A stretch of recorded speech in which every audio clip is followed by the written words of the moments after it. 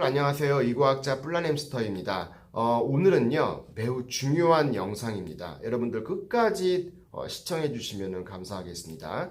또 도움이 되었다면 좋아요와 구독을 반드시 해주시기 바랍니다. 제발 부탁드릴게요. 자, 오늘은요 지난 영상을 업로드를 하고 댓글을 통해서 여러분들이 많이 질문하신 내용 중에 뭐가 있냐면 내 친구가 혹은 내 가족이 혹은 직장에서 동료가 경계성 성격 장애를 가지고 있는 것 같아요. 근데 이 사람들과 대화가 안 됩니다. 또 싸우게 됩니다. 어떻게 이 사람들과 관계를 맺어야 되는지, 어떻게 대하여야 되는지를 여러분들한테 말씀을 드리려고 합니다. 자, 많은 비경계인들이요. 그 자신을 아끼고 사랑하는 경계인들에게 그 조종당하며 살고 있다고 생각을 하는 경향들이 좀 있어요. 그러니까 왜냐면은 이 경계성 성격 장애를 가진 사람들하고 어떤 그 싸우거나 다투거나 어떤 얘기를 하다 보면은 마치 자기 자신이 그 경계성 성격 장애를 가진 사람들로 하여금 끌려가고 있다는 생각을 많이 하게 되거든요. 실제 그렇습니다. 그게 뭐냐면은 이 경계인이 그 위협을 하는 경우가 있어요. 예를 들어서 뭐 자살의 위협이라든가 아니면 자해를 하려고 하는 위협. 여기에는 이제 뭐 폭력적인 그런 위협도 당연히 포함이 되겠죠. 또는 분노를 표출을 하거나 여러 가지 수단들을 사용을 해서 자기 자신을 통제하고 이용한다고 느끼는 거예요. 경계인들로 하여금. 그런데 이 경계인들의 이 같은 행동들은요, 사실 고통스러운 자신의 감정에 대처를 하거나 또는 방어를 위한 목적으로 사용하는 것입니다. 혹은 자신의 어떤 욕구 충족을 위한 수단으로 사용하는 것이죠. 애초부터 이들이 타인에게 해를 끼쳐야 되겠다라는 어떤 목표를 가지고 행동하는 것은 아니라는 점을 꼭 여러분들이 기억을 하셔야 됩니다. 하지만 또 이 문제되는 것이 경계인들은 의도하지 않았다 하더라도 비경계인들의 입장에서는 자기 자신이 피해를 입거나 또는 상처를 받는 경우가 많기 때문에 그렇게 더더욱 느끼게 되는 것이에요.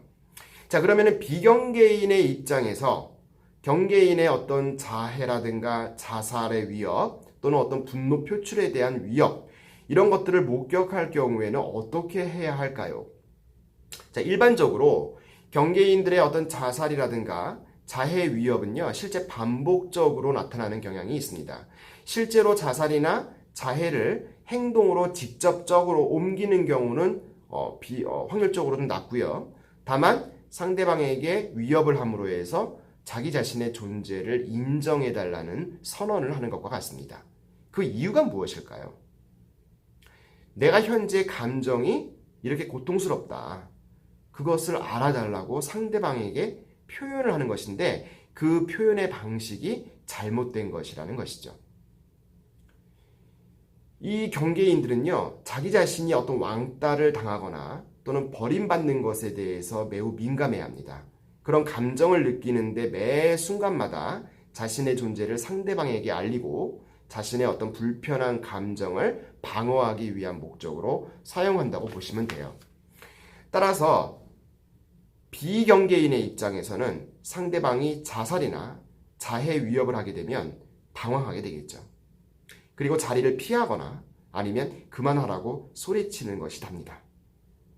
그런데 이것은 좋은 방법이 아니에요. 경계인에게 소리를 지르게 되면요, 이들은 공격적으로 받아들이게 됩니다. 상대방이 나의 감정이나 고통을 헤아리지 않고 나무란다는 식으로 받아들이게 되기 때문에 그렇게 되면 경계인의 위협적인 행동은 더 강화될 수밖에 없습니다. 그러다 보니까 서로 싸우다 자리를 피하게 되는 것이 일반적인데요. 그런데 이것이 반복되다 보면 경계인들도 그러한 상황에 대해서 학습을 하게 됩니다. 그래서 매 순간 자신의 의견이 관철되지 않게 되면 강도를 높여가면서 위협적인 행동을 하게 되고 경계인이 원하는 일을 비경계인이 하지 않게 되면 그것이 불만의 표현으로 분노 표출이 극대화되게 되는 것이죠. 그럼 어떻게 해야 할까요? 방법은 간단해요. 실천하기가 어려워서 그렇지 이들을 대하는 어떤 방법은 매우 간단합니다. 그래서 연습이 필요한 것이고요. 우선 경계인이 다양한 방식으로 위협을 하거나 분노를 표출할 때 아까 제가 위에서 잠시 언급을 해드렸지만 같이 싸우거나 비난을 하고 상대방이 잘못되었다고 나무라하게 되면은 경계인의 감정을 더욱 악화시키게 되는 겁니다. 따라서 전투적인 의사소통 스타일을 비전투적인 의사소통 방식으로 바꾸는 것이 매우 중요하죠. 매우 중요합니다, 여러분들. 이 전투적인 의사소통 스타일을 비전투적인 의사소통으로 바꾸는 것이 중요한데 가장 선행되어야 될 것이 뭐냐면은 경청이에요. 자, 경청이라는 것은 내가 경계성 성격 장애를 가지고 있는 사람들과 대화를 할 때 그들의 어떤 말이 사실이든 아니든 옳고 그르든 인정을 해야 됩니다. 그대로 받아들이라는 얘기입니다. 일단은 경청을 해야 되는 거예요.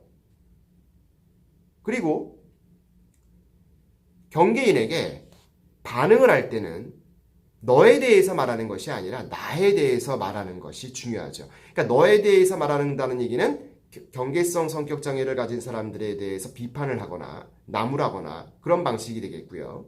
나에 대해서 말하는 것은 경계인에 대한 어떤 내용을 잘 경청을 하고 내가 너의 말을 잘 들을 준비가 되어 있다라는 것을 표현하기 위해서 어떤 자신의 감정 상태를 말을 해주거나 또는 자신이 느낀 점을 말해주는 것입니다.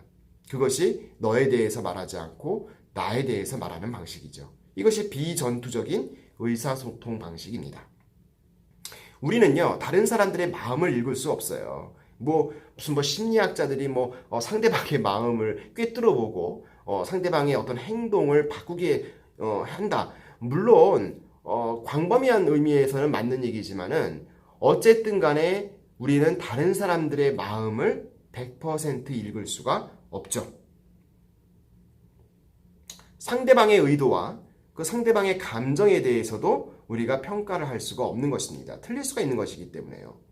경계인이 자신의 감정에 대해서 말하거나 또 나에게 어떤 의도를 보인다면 끝까지 경청을 하시기 바랍니다. 중간에 말을 끊거나 내가 하고 싶은 말을 해버리면 상대방은 또 무시당한다고 생각을 하게 되는 것이죠. 따라서 우선 경청을 하시고요. 그리고 나서 자신의 현재 감정과 동기를 설명을 하면 됩니다. 상대방의 감정을 중립적으로 관찰을 하라는 얘기입니다. 경계인도 감정이 있고 비경계인도 감정이 있는 것이죠. 그렇기 때문에 경계인의 감정에 이의를 제기하거나 그런 식으로 느끼지 말라고 말을 하는 것은 소용없는 일입니다. 따라서 경계인의 감정을 중립적으로 관찰을 하고 반응을 보이는 것이 경계인의 마음을 열 수 있는 좋은 방법이에요. 자, 여러분들 다음 영상에서 만나도록 합시다.